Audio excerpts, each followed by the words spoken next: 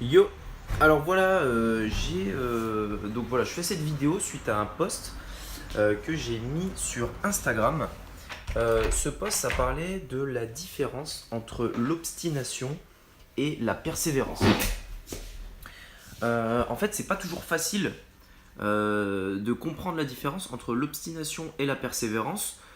Pourquoi? Puisque dans un projet, on va dire, qui a de l'avenir, un projet qui est un très bon projet, il va falloir persévérer pour ce projet pour pouvoir le faire aboutir tout simplement. Il va y avoir plein d'obstacles, plein de choses à surmonter et si vous persévérez pas, et bien du coup vous n'arriverez jamais à réussir votre projet. Par contre, à l'inverse, si le projet est entre guillemets voué à l'échec ou alors que il n'y a pas forcément il n'y a pas forcément de possibilité de le réussir en fait. Dans ce cas-là, il ne faut pas vous obstiner. Il ne faut pas vous obstiner à essayer de faire réussir quelque chose qui ne marchera pas. Pourquoi? Parce que tout simplement, ça ne marchera pas et ça ne marche pas toujours. Donc ce que j'ai dit dans ce post Instagram, c'est que il ne faut pas être un positif inconditionnel en fait. Vous ne devez pas vous dire ça fonctionnera quoi qu'il arrive, je persévère et ça fonctionnera. Non, ça marche pas comme ça. Vous devez vous remettre en question, vous devez ajuster et regarder. Et parfois, dans de certains cas, il est préférable d'arrêter pour relancer quelque chose derrière. Donc voilà, je parle pas d'abandonner, hein. Abandonner, c'est vraiment tout arrêter. Mais là, je parle d'arrêter un projet qui, a priori, ne décolle pas ou ne fonctionne pas pour du coup essayer un autre projet. Alors du coup, là c'est vraiment la grande question, c'est quelle est la différence entre l'obstination et la persévérance. Comment reconnaître si aujourd'hui, dans tout ce que vous entreprenez, vous êtes obstiné ou persévérant? Alors, je pense enfin moi personnellement, j'ai pas toute la réponse puisque je me pose encore des questions. Par contre, j'en ai une.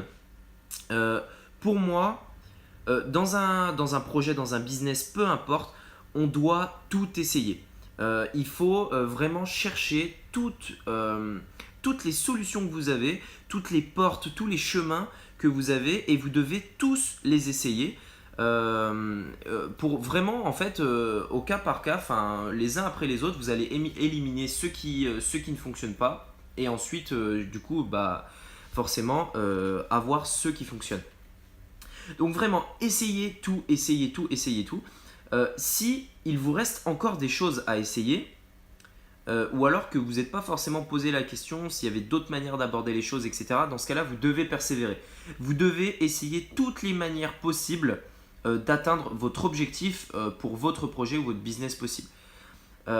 Si par contre vous avez vraiment tout essayé, vous voyez plus aucune solution et ça fonctionne toujours pas, dans ce cas-là, obstinez-vous pas, euh, arrêtez et commencez autre chose. Alors, je vais juste prendre un exemple. Imaginons que voilà, vous lancez une startup et vous avez besoin de vous avez besoin de fonds pour lancer votre startup. Dans ce cas-là, quelle solution vous allez avoir à vous? Vous pouvez demander de l'argent à votre famille, vous pouvez demander de l'argent à vos amis, vous pouvez demander de l'argent sur des sites internet comme Kickstarter, Ulule, je crois que ça s'appelle.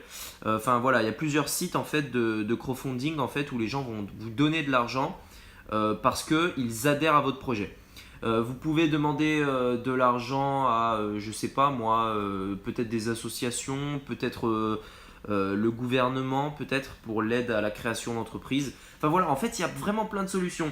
Et si vous n'avez pas tout essayé, parce que par exemple, 90% des choses que vous avez essayées ne fonctionnent pas, si vous n'avez pas tout essayé, vous devez persévérer, vous devez tout essayer. Et ensuite, vous pourrez prendre du coup la décision d'arrêter si vraiment rien ne fonctionne. Mais voilà vraiment la différence entre l'obstination et la persévérance. Pour moi, ce que je viens de vous dire, c'est seulement une partie de la réponse. À mon avis, c'est bien plus complexe que ça et bien plus subtil que ça pour arriver à vraiment différencier la persévérance de l'obstination. Et d'ailleurs, je vous invite à réfléchir de votre côté quand vous faites quelque chose qui par exemple, ne donne pas forcément de résultat. Posez-vous cette question. Est-ce que vous vous obstinez ou est-ce que vous êtes persévérant? En gros, est-ce que vous perdez votre temps en fait à vous obstiner sur quelque chose qui de toute façon ne marchera pas, ou alors est-ce que vous persévérez à vraiment voilà, tous les jours faire une petite tâche qui au final se transformera en un gros projet.